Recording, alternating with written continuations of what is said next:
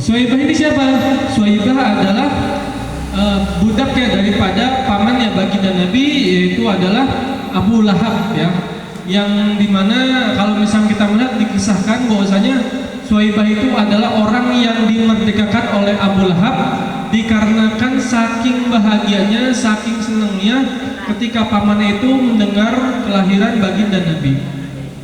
Allati a'taqaha Abu Lahab hina wafatuhu 'inda miladihi alaihi sallatu wassalamu bibushra.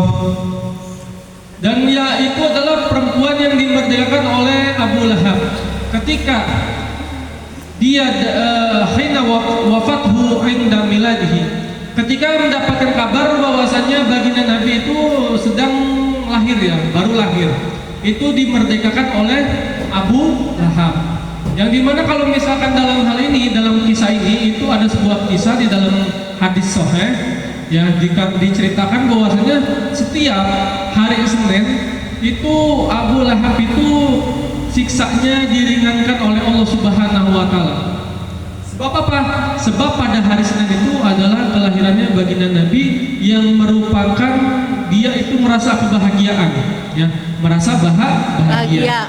Yang ya, memang baginda Nabi itu ibarat kata dikatakan selek sama Abu Lahab itu ketika Nabi itu secara terang-terangan berdakwah ya. Ketika belum berdakwah ya damai-damainya, tenteram aja, memang tidak ada yang namanya perselisihan atau ada kontra apa segala macamnya. Cuma dikarenakan Nabi itu mengajarkan agama baru, yaitu adalah agamanya Allah, agama Islam, maka Abu Lahab yang merupakan petinggi orang-orang yang dari dulu sudah menyembah daripada yang namanya batu, itu menjadi marah ya, menjadi tidak suka kepada baginda Nabi.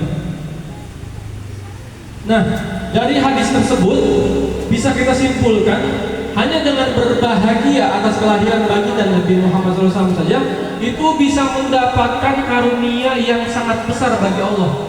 Ya, bagi Abu Lahab ya, yang diberikan oleh Allah Subhanahu wa taala. Abu Lahab itu kufur. Abu Lahab itu adalah seseorang yang tidak mengimani daripada Allah Subhanahu wa taala. Yang bagaimana kita tahu secara hukum syariat, seseorang yang tidak mengimani Allah Subhanahu wa taala maka dia dihukumi kafir dan tidak bisa masuk ke dalam surganya Allah taala. Tetapi Abu Lahab itu mendapatkan suatu keringanan, mendapatkan suatu rukhsah di mana setiap Seninnya itu siksaannya itu dikurangi dan malah diberikan yang namanya air ya, diberikan yang air yang sangat bisa melepas daripada dahaganya.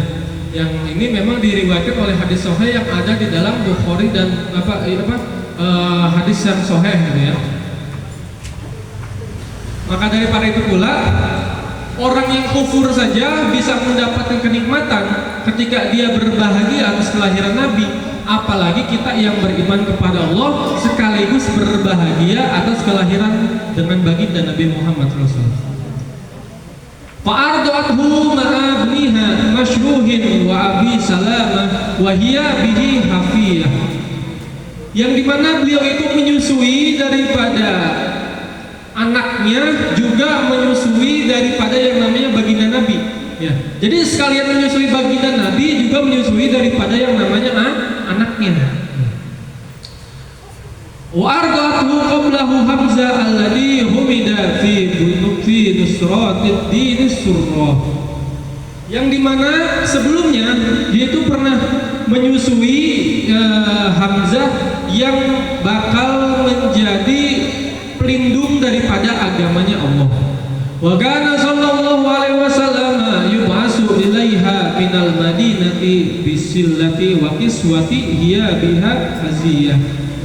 Yang dimana beliau adalah baginda Nabi Muhammad SAW ketika nanti sudah dewasanya itu sering sekali mengirim makanan, mengirim barang atau mengirim apapun kepada ibu sepersusuannya, yaitu adalah Suwaibah ketika dalam keadaan yang dewasa. Wakiswatihya biha haziyah, yang dimana pemberian-pemberian Nabi itu bisa membuat Suwaibah itu sangat senang sekali. Jadi di sini ibunda Nabi yang kandung yaitu adalah Siti Aminah. Lalu ibunda yang menyusuinya atau ibu rodoahnya yaitu adalah Suwaibah yang merupakan budaknya daripada Abu Lahab yang diperdagangkan oleh Abu Lahab. Aila an auradaha haikalaha wa ra'idul manunid doriha wa warra. Yang Nabi itu selalu mengirim daripada yang namanya makanan, pakaian, segala macamnya itu sampai wafatnya daripada baginda Nabi. Qila alladhi fitanil jahiliyah. Ada yang mengatakan bahwasanya Suwaibah itu meninggal dalam keadaan masih dalam agama jahiliyah. Jadi Suwaibah itu masih belum masuk ke dalam Islam. Tapi itu adalah perkataan yang lemah. Tapi ada perkataan atau ada yang namanya qaul lain mengatakan bahwasanya Suwaibah itu meninggal dalam keadaan masuk ke dalam Islam. Summa ardathu al-fatahu hamilatus sa'diyah. Kemudian baginda Nabi Muhammad SAW, ibu yang menyusui yang kedua tidak lain dan tidak bukan adalah Halimatu Sa'diyah. Jadi yang pertama adalah Suwaibah, yang kedua adalah Halimatu Sa'diyah. Cuman Halimatu Sa'diyah ini jangkanya lebih lama ya, karena kan memang bertahun-tahun. Sedangkan sama Suwaibah ini pendapat mengatakan sekitar 1 tahun atau 2 tahun kurang lebih.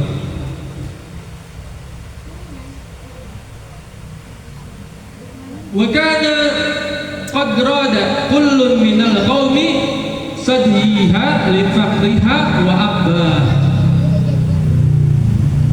Nah, jadi pada zaman itu ada suatu tradisi yang dimana tradisinya itu orang-orang itu dari ini tradisi orang-orang Quraisy ya, yang dimana orang-orang Quraisy ini memiliki tradisi di mana para orang-orang luar atau yang kampung-kampung seberang atau kampung-kampung yang lain itu datang ke kampungnya suku Quraisy untuk mengadopsi atau untuk yang namanya ya adopsi, yang mengadopsi daripada yang namanya seorang anak. Nah, Halimatu Sa'diyah pun mengikuti daripada tradisi tersebut, datang ke tempatnya baginda Nabi segala macamnya. Itu untuk apa? Untuk mengadopsi yang namanya seorang anak. Nah, tradisi ini itu ya sampai besar, sampai menjadi ibu sepersusuannya, sampai segala macamnya. Tradisi Quraisy ini adalah tradisi yang bisa memungkinkan untuk seseorang itu biar lebih mandiri, biar bisa lebih menjadi dewasa, dan biar bisa yang namanya melakukan segala sesuatu itu dengan sendiri. Karena suku Quraisy ini terkenal daripada yang namanya suku yang sangat besar, suku yang sangat hebat, suku apa bahasanya bangsawan atau darah biru lah ya bahasanya lah ya. Nah, dikarenakan itu adalah suku-sukunya para pemimpin, maka pemimpin yang benar itu harus yang namanya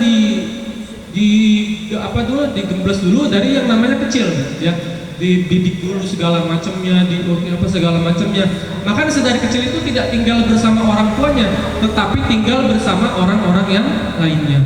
Nah, ketika Halimatu Sa'diyah itu ngiter ke rumah-rumah segala macamnya, itu nggak ada orang sama sekali yang mau diadopsi dengan Halimatu Sa'diyah. Kenapa?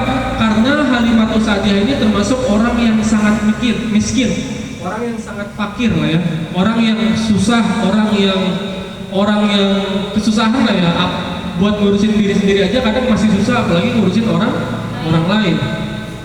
Nah, tetapi karena ini memang tradisi ya, mau nggak mau ya dia harus mengadopsi orang juga.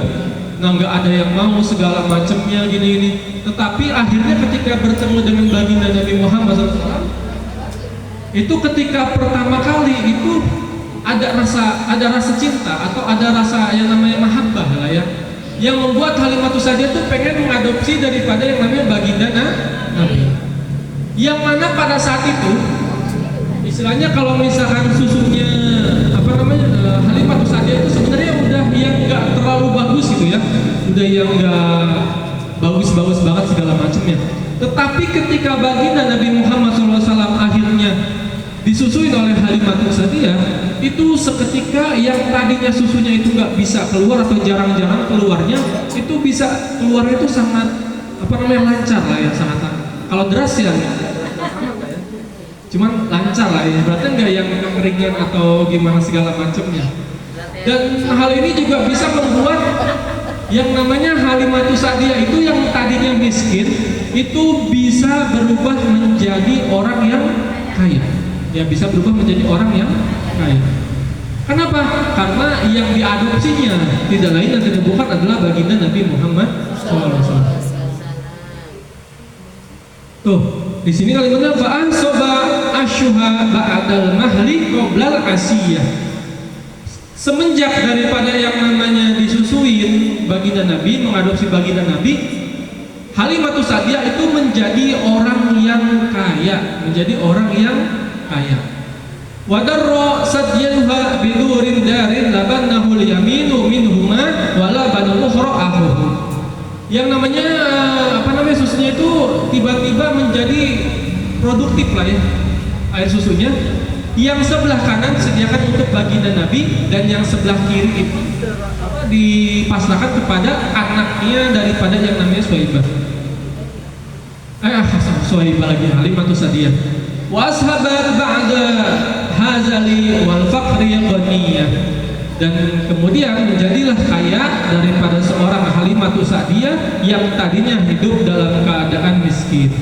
Wa saminatil syariful ladaiha wasiyah, yang dimana para onta dan kambing daripada kepunyaan Halimatus Sa'diyah itu tiba-tiba menjadi gemuk. Bukan tiba-tiba menjadi gemuk, sebenarnya ketika baginda Nabi itu diadopsi oleh Halimatus Sa'diyah, yang tadinya suatu tempat itu gersang, tempat itu tidak ada yang tidak subur segala macamnya, itu ketika datangnya baginda Nabi, tiba-tiba tempat itu menjadi ladang yang paling subur. Yang tadinya buah-buahan nggak ada, tiba-tiba buah-buahan langsung jadi pada bagus. Yang tadinya rumput nggak ada, tiba-tiba rumput jadi pada bagus. Nah, hal inilah yang menyebabkan daripada unta-untanya dan kambing-kambingnya daripada Halimatus Sa'diyah itu bisa makan dengan banyak. Karena makannya banyak, akhirnya unta-untanya dan kambing-kambingnya jadi gemuk. Ketika jadi gemuk, akhirnya beranak lagi sampai akhirnya Halimatus Sa'diyah itu menjadi orang kaya. Jadi kalau misalkan di zaman itu yang namanya onta sama kambing itu biasanya udah punya ya. Mau seorang itu miskin atau mau seorang itu nggak punya uang sekalipun, tapi minimal itu masih punya kambing dan onta. Nah, ya. Ini biar bisa membedakan daripada yang namanya orang dulu dengan orang yang sekarang.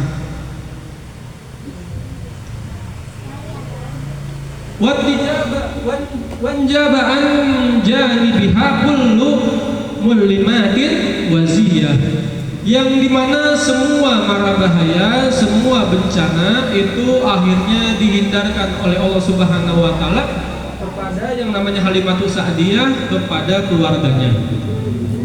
Wa tarraza sya'du burda aisyihal hani wasya.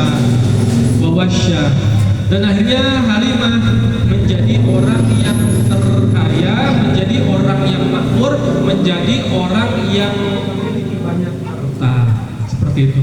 Jadi akibat daripada orang yang memang benar-benar menginikan Nabi, merawat Nabi, menyusui Nabi, itu hidupnya menjadi sangat bahagia, menjadi yang namanya makmur, menjadi dijaga. Yang menjaga siapa? Yang menjaga adalah Allah Subhanahu wa Ta'ala. Sebab apa? Sebab dengan wasilahnya baginda Nabi Muhammad SAW. Nah, maka daripada itu pula, agar kita itu pengen diangkat derajatnya sama Allah, pengen dijadikan orang yang mulia, pengen dijadikan orang yang terpuji, pengen dimiliki daripada harta, banyak-banyaknya kita itu memberikan rasa mahabbah kita kepada baginda Nabi Muhammad SAW. Tetapi ya, biasanya orang yang kalau udah mahabbah sama baginda Nabi itu biasanya tuh nggak pengen jadi orang yang kaya. Ya. Kenapa? Karena Nabi Muhammad SAW juga tidak memilih menjadi orang yang kaya. Seperti itu. Dan kita tuh perlu harus meyakini di dalam diri kita, karena setiap segala sesuatunya itu tidak lain dan tidak bukan adalah atas karunia-Nya Allah Subhanahu wa Ta'ala. La haula wala quwata illa billahil azim. Dan yang bisa mendekatkan kita dengan Allah Subhanahu wa Ta'ala adalah dengan mendekati orang yang dekat kepada Allah. Ya, salah satunya ya para ulama, para asatid, para kiai, para habaib segala macamnya. Dan yang paling jauh adalah kepada baginda Nabi Muhammad SAW. Maka daripada itu pula, dengan yang namanya wasilah maulid hari wasilah daripada maulid bulan ini, jangan dijadikan yang namanya kesempatan ini menjadi sia-sia. Dikarenakan tidak banyak orang yang sudah di dalam kubur sana itu pengen lagi bangkit demi apa? Demi bisa mempelajari daripada kesalahannya, demi bisa tidak mengulangi kesalahan yang sama. Salah satunya adalah apa? Salah satunya adalah tidak mendekat dengan kepada Nabi Muhammad SAW. Ya, kita memang dianggap sebagai umatnya Nabi, tetapi Allah itu tidak yang serupa-rupa seperti itu. Allah itu hanya memberikan suatu jalan, memberikan suatu wasilah di mana orang-orang yang dianggap atau yang ditahu oleh baginda Nabi Muhammad SAW sebagai umatnya itu adalah orang yang paling banyak rasa cintanya kepada Nabi, orang yang paling banyak sholawatnya, orang yang selalu datang kepada acara maulid, orang yang selalu menyebut namanya, orang yang selalu meneladani akhlaknya segala macamnya. Itu adalah orang-orang yang bakal dikenal oleh Nabi. Sedangkan orang yang tidak sama sekali melakukan hal itu nantinya bisa jadi tidak dikenali oleh baginda Nabi Muhammad SAW. Karena memang ya Nabi juga sudah tahu. Nabi tuh ketika yang namanya peristiwa Isra dan Mi'raj itu tahu rahasia-rahasia yang namanya rahasia-rahasia dunia, rahasia-rahasia akhirat, di mana banyak sekali daripada umatnya itu disiksa, banyak sekali umatnya itu mendapatkan azab, banyak sekali umatnya itu yang masuk ke dalam neraka. Lalu baginda Nabi Muhammad SAW itu berdoa kepada Allah, ya Allah, bagaimana supaya saya bisa menyelamatkan daripada namanya umatnya baginda Nabi agar tidak diazab atau disiksa oleh Allah Subhanahu Wa Taala. Maka ketahuilah, kata Allah Subhanahu Wa Taala, aku ini telah mempersiapkan yang namanya sholawat. Ketika seseorang itu membaca sholawat, maka orang tersebut akan mudah dikenali sebagai orang yang menjadi umatnya baginda Nabi Muhammad SAW. Dan orang tersebut akan mendapatkan doa yang mana orang-orang tersebut itu terhindar daripada yang namanya azabnya akhirat, azabnya daripada neraka. Sehingga kita yang masih hidup jangan sampai melewatkan kesempatan ini, jangan sampai melewatkan kesempatan selama kita masih sehat, masih berkah, masih nggak punya segala macamnya, masih sehat-sehat segala macamnya. Itu jangan disia-siakan agar kita itu memperbanyak sholawat kepada Nabi Muhammad SAW. Seperti itu.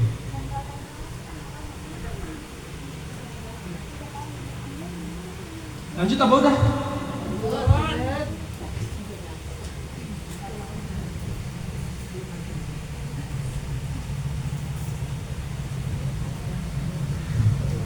Wa kana sallallahu alaihi wasallam yasibu fil yaumi syabab as-sabi fi syahri bi innayatin robaniyah.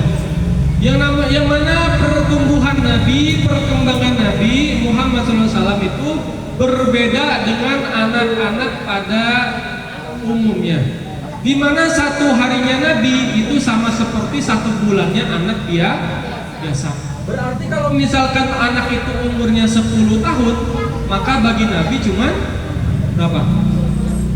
Kalau 10 tahun berarti bagi Nabi berapa? 1 tahun. Hah? Kalau bagi Nabi 1 tahun, kalau bagi orang itu 10 tahun, bagi Nabi berapa? Kan 1 hari sama dengan 1 hari sama dengan 1 bulan. Berarti kalau 10 tahun berapa? Hah? Berapa?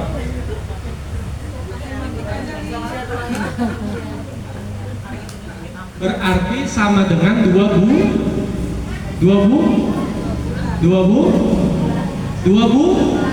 Hah?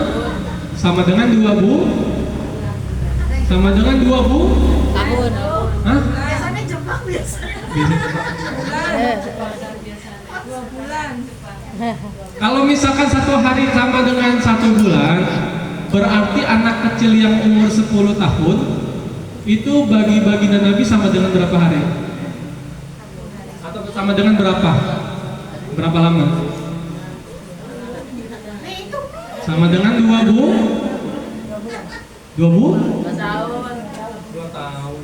2 bulan. 2 bulan. Jawab kurang apa kok Pak Ustaz?